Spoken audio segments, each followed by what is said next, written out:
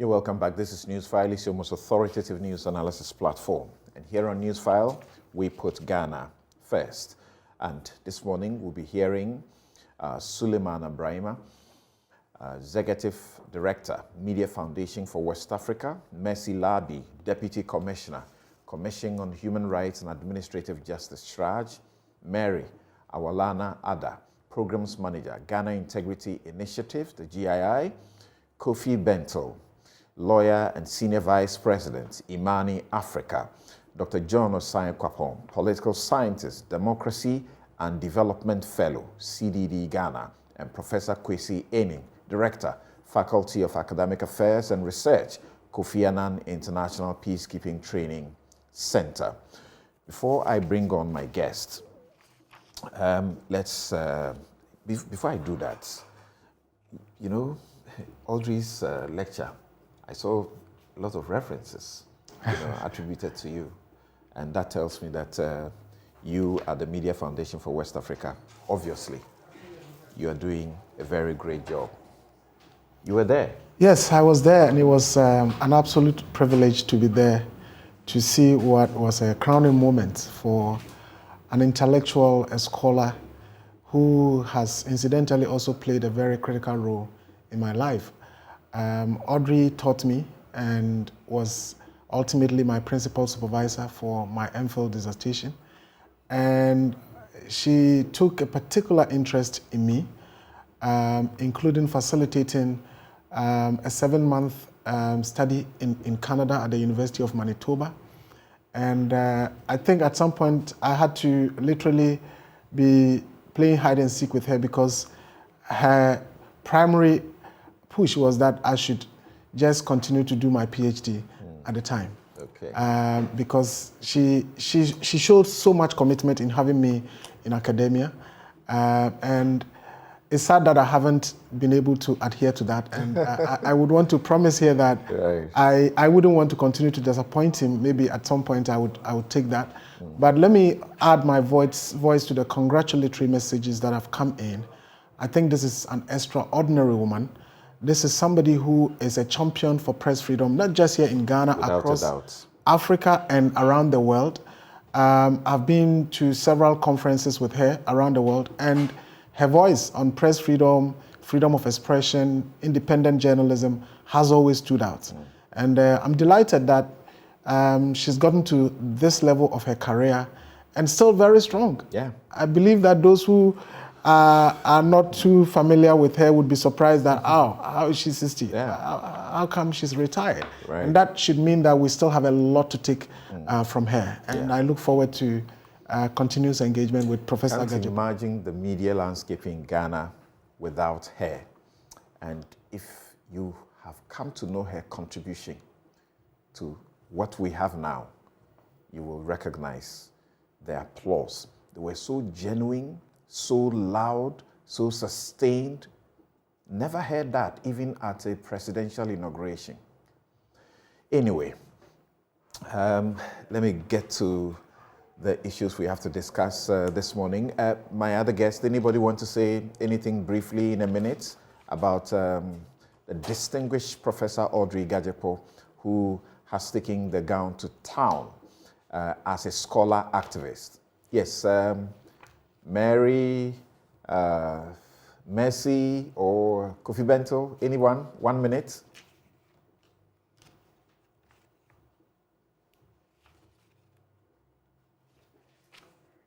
Hello, Mary.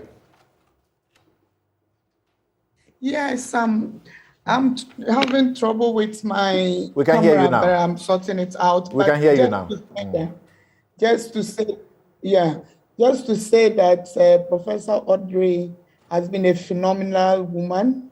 She is part of the initiation of that organization we call the Ghana Integrity Initiative today.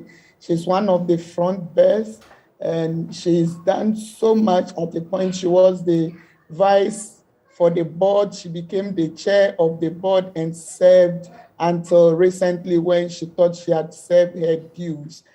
She's a woman who is really in the forefront, who has done a lot not just in the media space, but also in the governance and anti-corruption space. Absolutely. We have learned so much from her, and we are very proud that today she is a full professor. Even though she's retired, she's still very active, and some of us look up to her to learn a lot more as we progress in Thank you very much. Thank you. We congratulate her. Right. Dr. John Osai Kwapong, CDD, Professor Audrey Gajepo is there as well, not only on the GII. What do you say briefly in a minute? Yes. Good morning, Samson. Good morning, everybody. She's amazing. I remember being in secondary school and reading her editorials in the newspaper. So you can imagine my excitement when I met her face to face for the first time in 2015. But she's just been amazing. There's not enough good words to say about Professor Gajepo. Thank you very much. Kofi Bento? Okay. Yes, hello. Madam Labi, do you want to say something briefly? Yes, Samson. Good morning, Samson. Good morning. Yeah, I just want to congratulate her for where he has reached.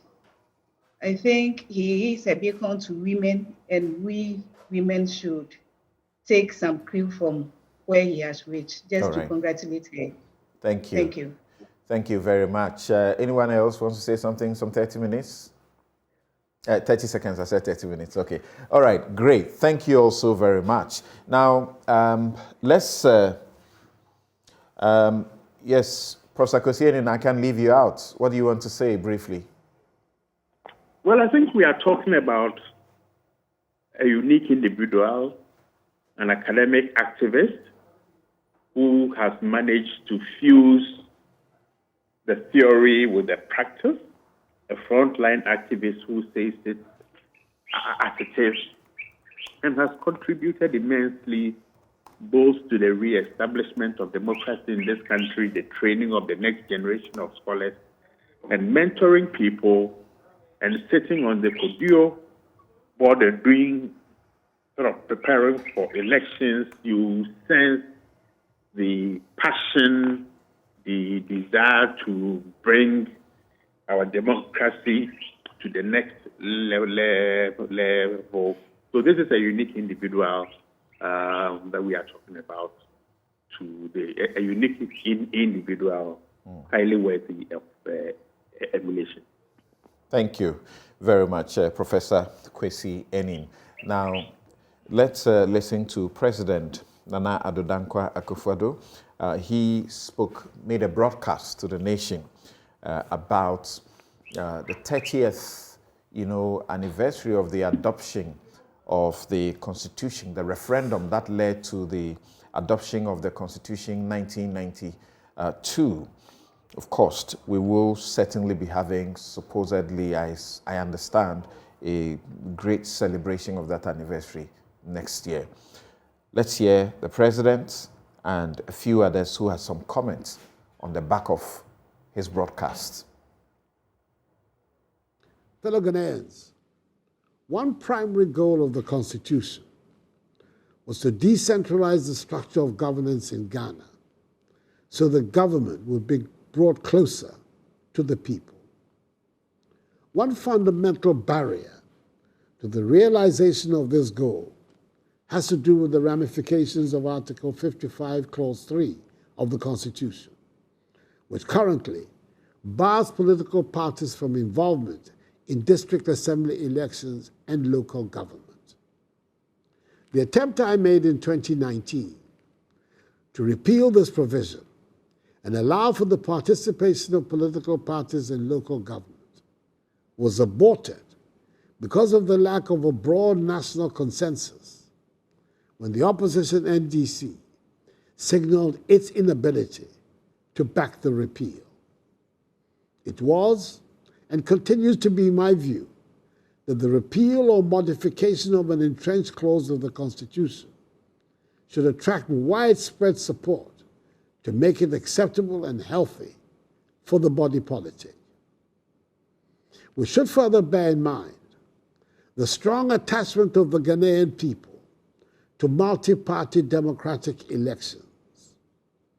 On the average, the turnout for national elections in the Fourth Republic has been 72%, one of the highest in the world, whilst the turnout for the allegedly non-partisan local government elections has always hovered around 30%.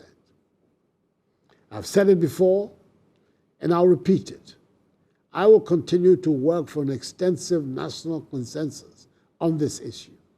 And should such a consensus be attained for the repeal of Article 55, Clause 3 of the Constitution, and an agreement reached for political parties to participate in and sponsor candidates for election to district assemblies, at any point during my remaining tenure of office as President of the Republic, the matter will be brought back again to the front burner of our public discourse for the necessary action.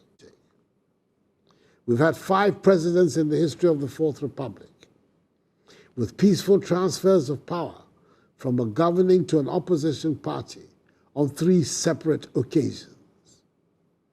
Even when there was disagreement with the outcome of an election, it was the Supreme Court on 2 occasions, rather than the streets, that validated its result.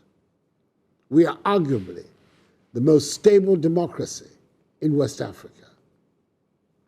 On this day, the 30th anniversary of the referendum, whose votes ushered in the Fourth Republic, I urge all of us to renew trust in our democracy and bear in mind at all times the oft-cited statement that the price of liberty is eternal vigilance. I say so because there are some who, for their own parochial and selfish interests, would want to see a return to the dark days of authoritarian rule, simply because, with no respect for the Ghanaian people, they are either unwilling to subject themselves or their vision to the open scrutiny of the Ghanaian people. And that is the president. He spoke on Thursday. Now, there have been some reactions to portions of the president's speech or broadcast, particularly what we have focused on a bit, and his assertion that democracy has been good. Let me begin with Professor Dr. Osai Kwapong, who at the CDD, you have done quite some work in this area. First, tell us very briefly what you have to say about the Constitution 30 years on, before we ask the question whether or not it has been good, it has been beneficial. At the CDD, you have been repeating the refrain that democracy is not delivering the dividends to the people. Yes, thank you, Samson. So I think I think everyone would cherish the transition we made to democracy, right? That we all would cherish the prized, freedoms that came with it, the opening of the political space, more participation, the opening of the media space, all of those things that came with the transition to democracy and the coming into force of the 1992 Constitution. There are things that we can all look at and appreciate some of the steps that we're taking to move us into that direction. I think we'll have to look at a much broader balance sheet. So that's my initial reaction, which is, yes, I'm grateful for the 1992 Constitution. I know it has its own challenges. I know others have pointed to certain things that can be strengthened.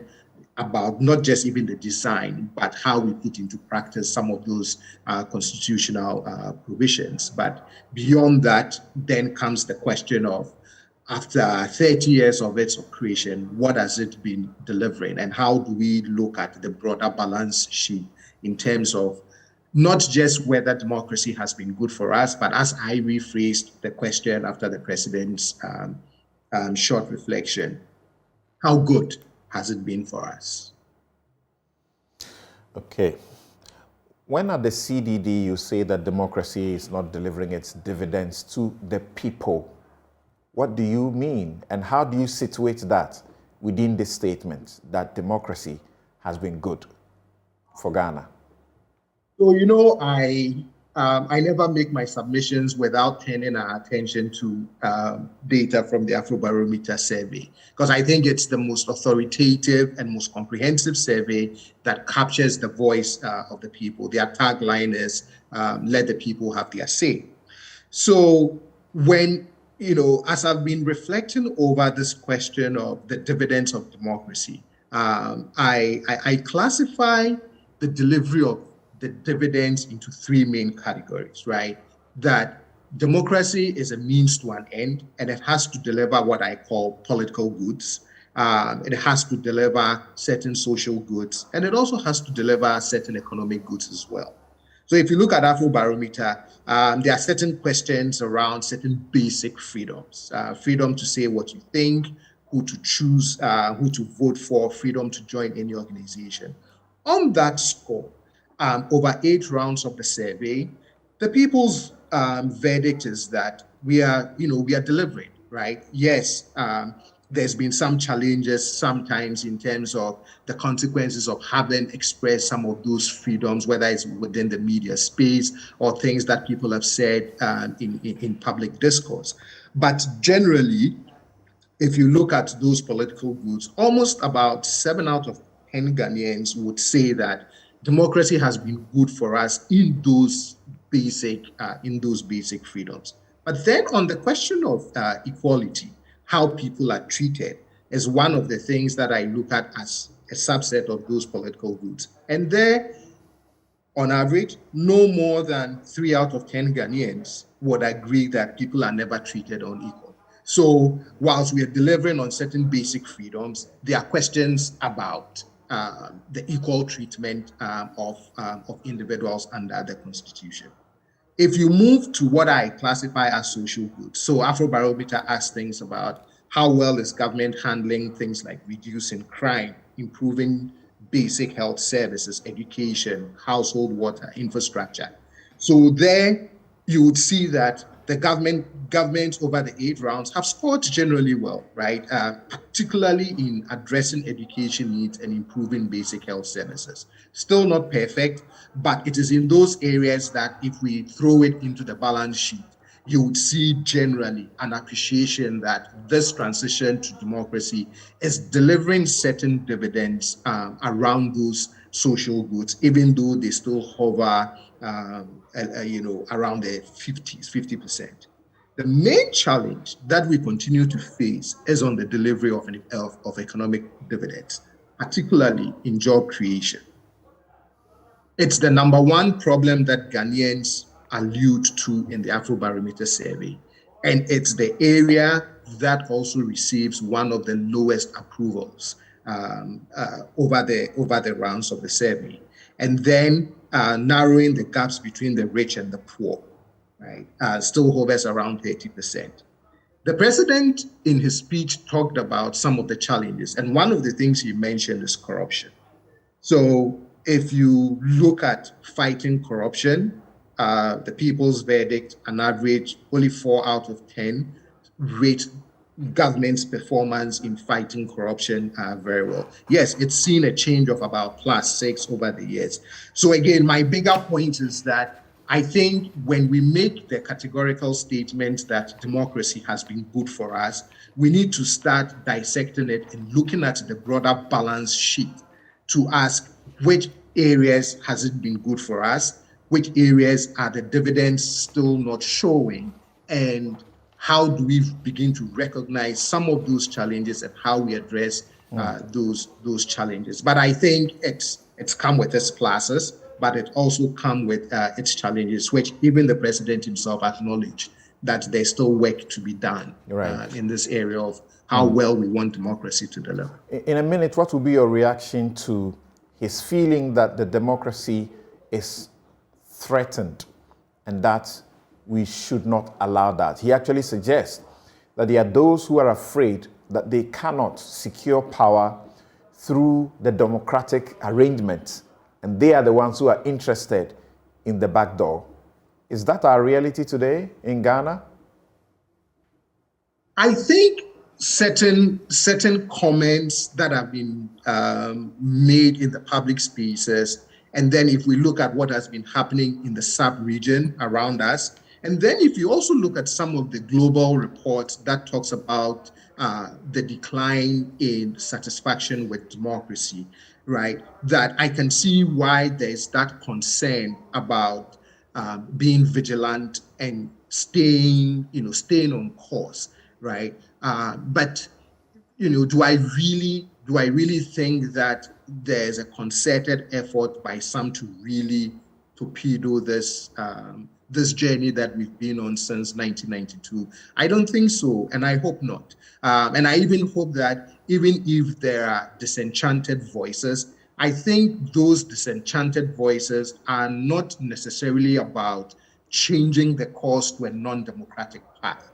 I think the disenchanted voices are more about how do we make sure that this democracy that we've all, quote unquote, all embraced, delivers the things that it has promised. Will you be emphatic that he's out of touch with the reality now when he says that there are people, particularly opposition, who feel they cannot gain access to power through the democratic arrangement and therefore want to use, coup? So I honestly don't think that reflects the reality. All right, thank you. Let's hear from Mary Awalana Ada. What do you say? The democracy has been good 30 years on. We're looking at the Constitution 1992, at least.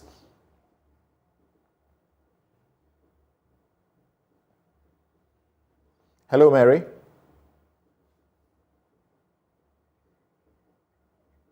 Please unmute.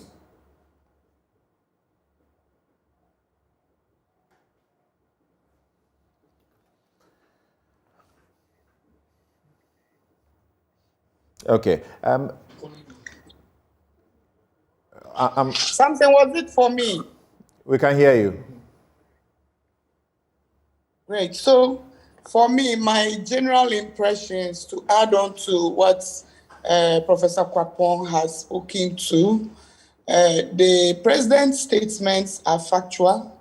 It is a fact that after 30 years, this is the best we have gone in our democratic journey. And so it is good that he's calling on all of us to prefer and stay on course focus, to prefer the rule of the thumb to the rule of the gun. I believe if we are carrying out a survey out there right now, everybody would prefer that we are in a democracy. It is not for nothing that we say it is called Kabima bin Kabi. When we have the opportunity to speak.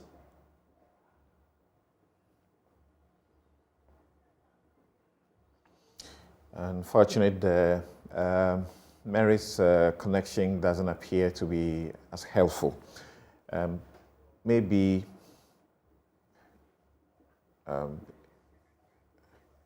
okay.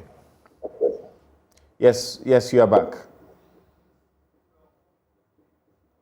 Hello, Mary. Okay.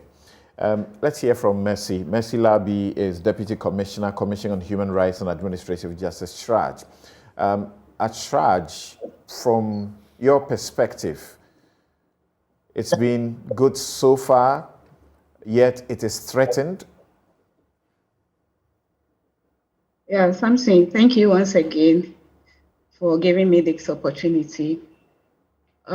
With democracy, I say that it's good, even though we may have the bad aspect of it, as Professor Kapon has enumerated. For me, I remember very well when I was very young, when we were voting for the referendum and we didn't know anything. I was just told, just go and vote for yes. And I went there and I voted for yes. I actually didn't appreciate some of the things that was there at that time because I was very young. But growing up, you've seen that the Constitution has helped the country very much. Coming from the human rights perspective, I see that we have something we call right to participation and right to choose your leaders. You have the right to participate in decision making. We have had that for over 30 years, and I think it has been good. Despite the fact that we have one or two issues with the Constitution, leading to the fact that there was a reconciliation committee set up to look at the Constitution.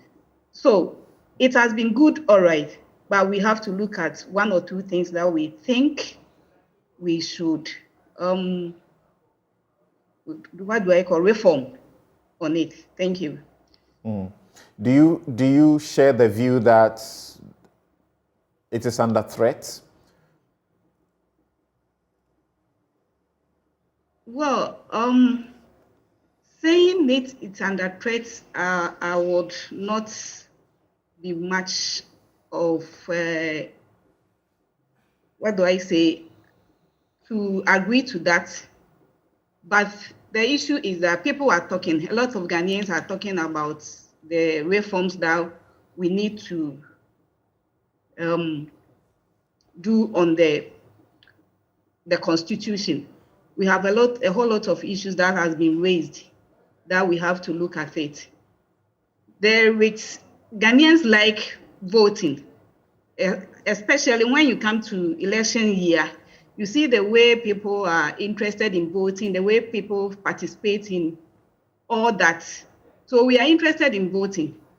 And saying it is under threat, I think we have to consider that statement again. We should not put some of these things in the minds of other people to take advantage of it. Okay. Professor Kwesianin, what's your reality? Hi. Democracy has been good to Ghana. I think we need to historicize this particular statement and then tie it in to a supplementary statement, I think, that came about the threat to democracy and the usage of a particular word, sabotage. So let me try to historicize democracy has been good to Ghana. For those of us, I think I heard Mary talk about taking part in the referendum and she was young. I think for those who went through the uncertainties of the 70s, leading to the extreme violence of the 1980s, the insecurities around education, health, food security, if we compare that to where we are now, then the superficial conclusion is that at least the freedom from fear has almost been extinguished. The freedom from want is largely dealt with. Nevertheless, there are veritable challenges, increasingly becoming intractable. One relates to the issue of employment generally, and the panoply of interventions that have been made targeting employment generally, but also the youth in particular, of which, the conclusions as to their successes or otherwise is still up in the air. For me, democracy has been good to Ghana. It's challenged and undermined by two things, or two other developments. One relates to the near acceptance of violence as a legitimate tool in undertaking our democratic activity. And I think we've seen that just last week, where even in intra-party voting processes, we've seen the usage of direct physical violence and also psychological violence, threat, abuse.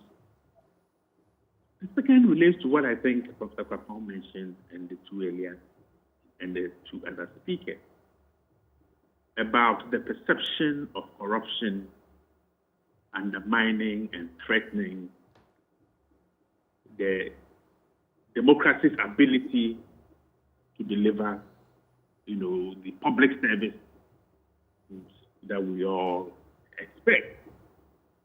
And therein lies another major challenge. That is the nexus between the flowery campaign promises when politicians seek power and the actual capacity to deliver. And I've just been reading Manasseh's book the last couple of days on the fourth job. And in that, he clearly demonstrates the inability of our politicians to look at us in the face and tell us what they can factually deliver. So, Samson, if I want to tie this in to the question that you asked, I think, Mr. Kwapong, about democracy being threatened.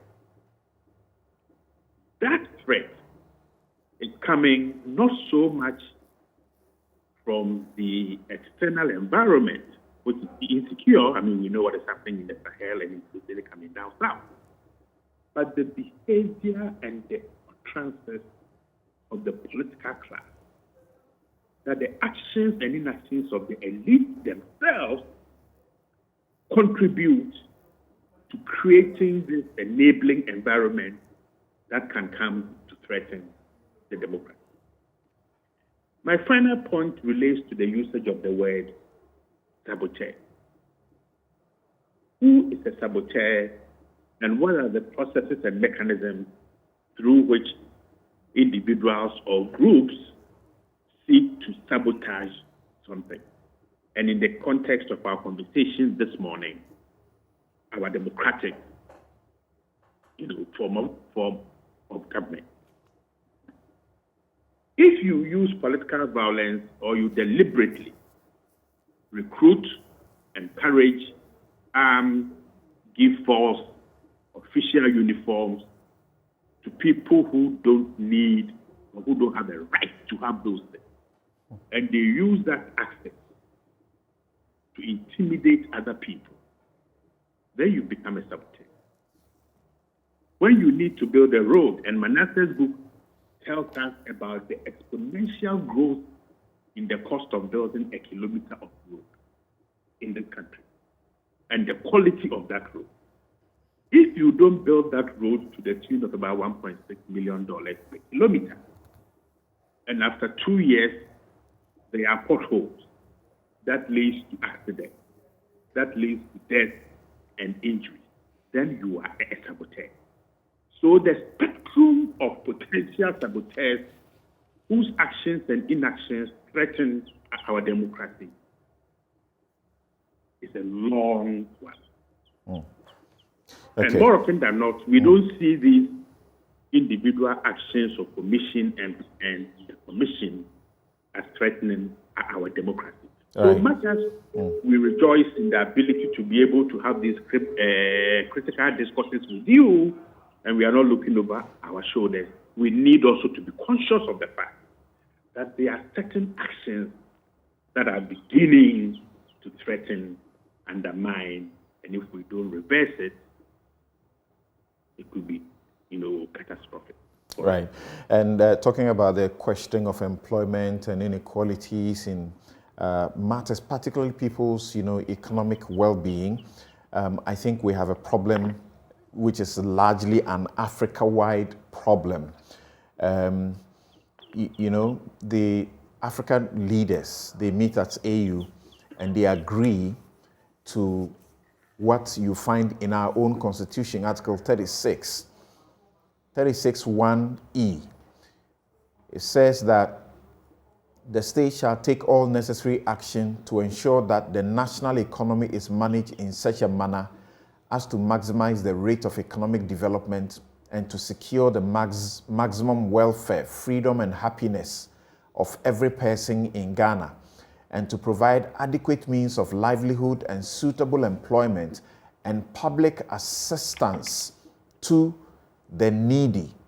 Then in clause 2, it says the state shall, in particular, take all necessary steps to establish a sound and healthy economy, whose underlying principles shall include, and I go to the E I'm referring to that they all agree, the recognition that the most secure democracy is the one that assures the basic necessities of life for its people as a fundamental duty.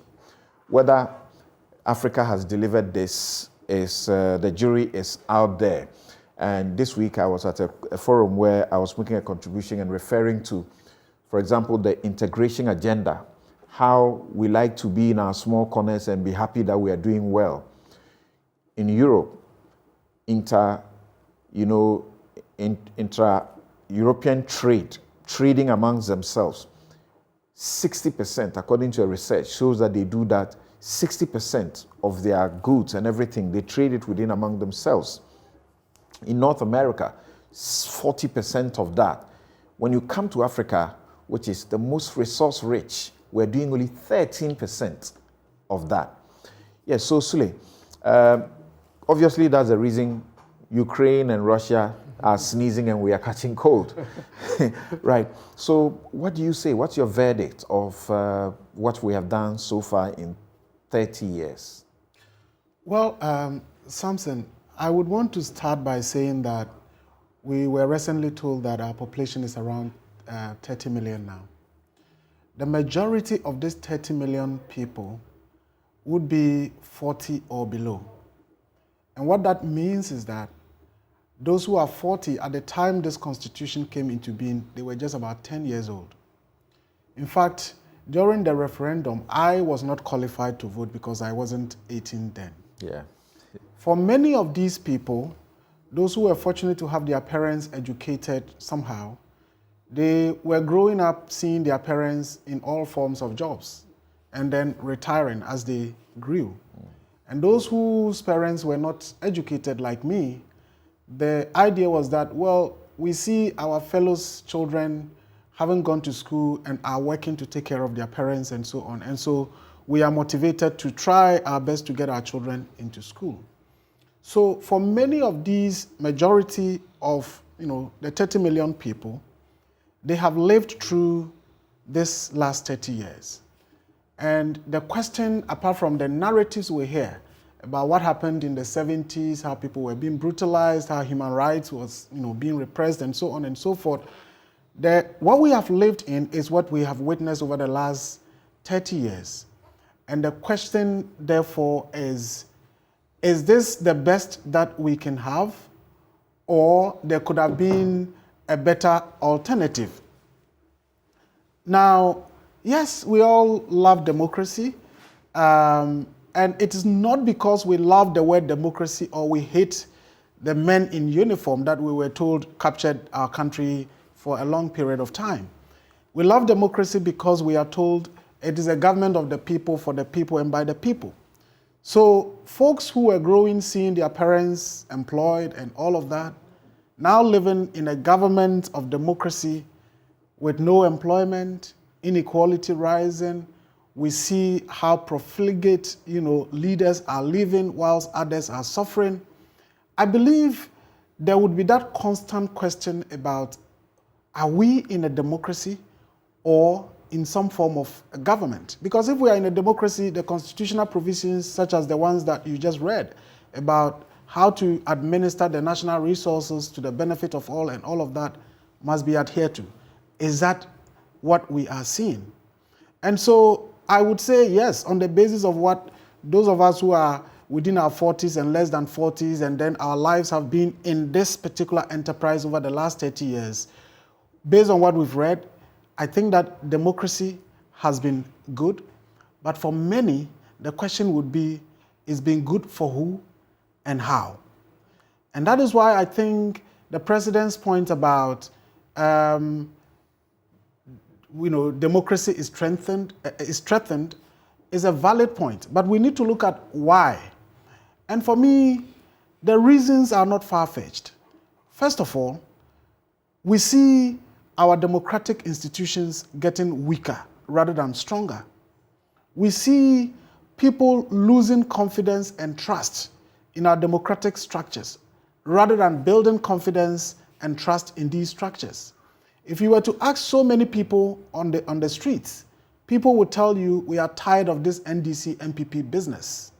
If you ask people about the judiciary, increasingly people are having less confidence and trust in the judiciary. And it is the same for Parliament. So if this is the kind of situation we find ourselves in, then of course we should be concerned that our democracy is increasingly being threatened. And of course, Professor Enin talked about, the thuggery in our politics. In the last elections, 8 or so people killed as a result of their, interest in taking part in the democratic processes. We see the extent of money, the monetization of our politics. We see the extent to which it takes just the appointment of the president, not your qualification, not your competence, not your skills, but the appointment by the president to all of a sudden become wealthy. And I believe that the president should also be concerned about these. And he is better placed to right many of these than a lot of us, even though we all have a collective responsibility. And so, if we hear about almost $3 billion going into corruption, $3 billion going into corruption every year, and yet we have national service personnel who are not being paid for months of less than 600 Ghana cedis a month. We have, contracts that we all know are cooked and figures inflated. And yet we have young people recruited into things like NAPCO and so on, and they go on for months without pay. We have, young people who are struggling, and last week or so you read to all of us the allowances and the fat salaries and so on and so forth that people are earning. This is not sustainable. And I think that, as the president said, it is good that he recognizes it. And I believe that steps must be taken to begin to improve the structures that will serve as the pillars for our democracy. Otherwise, what we have now certainly is not sustainable, but of course, better than going back to the military era. Mary joins us back. And Mary, whilst people have a legitimate right to complain about, the thuggery, the violence that people may suffer at elections, and like Sule just referred to, somebody doing work and being paid inconvenience allowance, which you can't appreciate why they are being paid an inconvenience allowance for the work they are doing, and 500 cedis, a day inconvenience allowance. People have a right to complain about all of these. People have a legitimate concern when they say that we see a group of politicians come into power, they come mostly poor. By the time they are exiting, they are filthy rich, and we know that their salaries cannot afford that. And then at the next election cycle, another group comes in, and then we can tell that they are simply enriching themselves. While people can complain about all of that, we cannot take it away from ourselves that for 30 years, we have done a great job, and we are the envy of our peers in Africa, right? Certainly, in the land of the blind, the one-eyed man is king. And most definitely, in the local parlance, they say these things. And that is clearly a situation in Ghana. We see that this sub-region is bedeviled by a lot of conflicts. There are a lot of tyrannic rule going on there. And so you do not see the growth. Human rights are suppressed. And so for most of the nations in our sub-region, when they come to Ghana, they believe we are the shining light because we have all the great laws, we have institutions that are set up to ensure that we are affecting the democracy we have chosen to pursue. Unfortunately, that is our reality today. But let us ask ourselves, as individuals, if you were born 30 years ago, the normal thing you would want to see in the growth cycle would be that by now you should, if you have not done a PhD, if you decided to pursue an academic career, you should be gainfully employed and you should be earning a living for yourself. If you are interested in getting married, you should be marrying. And so for us, it is the situation of the one-eyed man leading the pack of the blind, because we do not see any growth. As Sule enumerated, we see a lot of unemployment happening. We see unemployed graduates. In fact, now we have associations of them. Unfortunately, we have not paved the way for the private sector to be the engine of growth that it is supposed to be able to either recruit, engage, or to activate the processes for these youth who come out of our schools to then do something for themselves to earn a living. We have seen that corruption has taken away the benefits of the national cake from all of us. And as you clearly indicated, we see on a daily basis people we have gone to school with, people who were teachers. I am not belittling teachers, I'm one.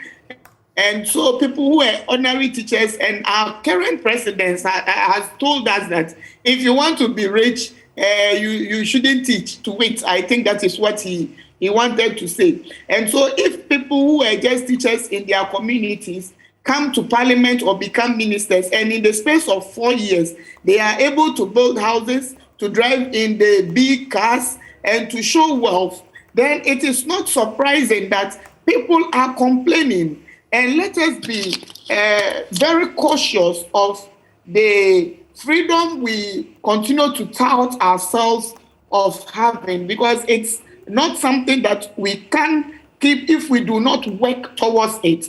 If we continue to increase unemployment with people having no hope of securing jobs and providing a living for themselves, if we continue to perpetuate corruption and people find out or realize that there is no other way but to take other steps, then we are living in a dangerous setting where it could blow off and we would all be in serious trouble. If you look at the analysis Professor Kwapon did on the Afrobarometer, when you take the various surveys that have been done by Transparency International and us, you take the Corruption Perception Index, the picture out there is not clear. And even when you say we are doing well, in Africa, we are far from doing well. In the last run of survey, I think we were 9th or so, and that is not doing well.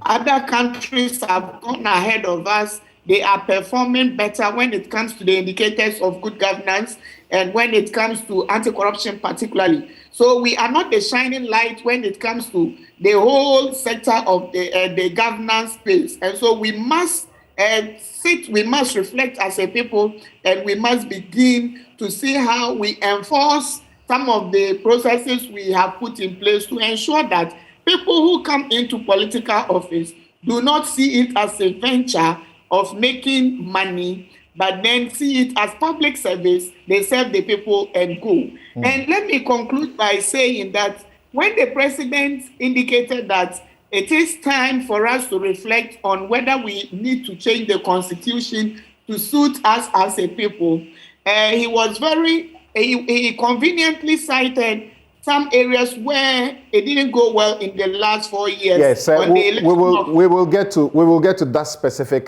portion shortly. Thank you very much. You have been watching and listening to Newsfile. This is your most authoritative news analysis platform, and my guests are Suleiman Ibrahima, Executive Director, Media Foundation for West Africa; Mercy Labi, Deputy Commissioner of SHRAJ; Mary Awalana Ada, you just heard her, Programs Manager, Ghana Integrity Initiative; Dr. John Osai Kwapong is Political Scientist, Democracy and Development Fellow at CDD Ghana; and Professor Kwesi Enin, Director, Faculty of Academic Affairs and Research, Kofi Annan International Peacekeeping Training Center. We'll take a quick break. We'll return to check if the president is being truthful, I should say, when he says there's no consensus on the issue of voting for your local heads. I mean, MMDCEs. We'll be right back.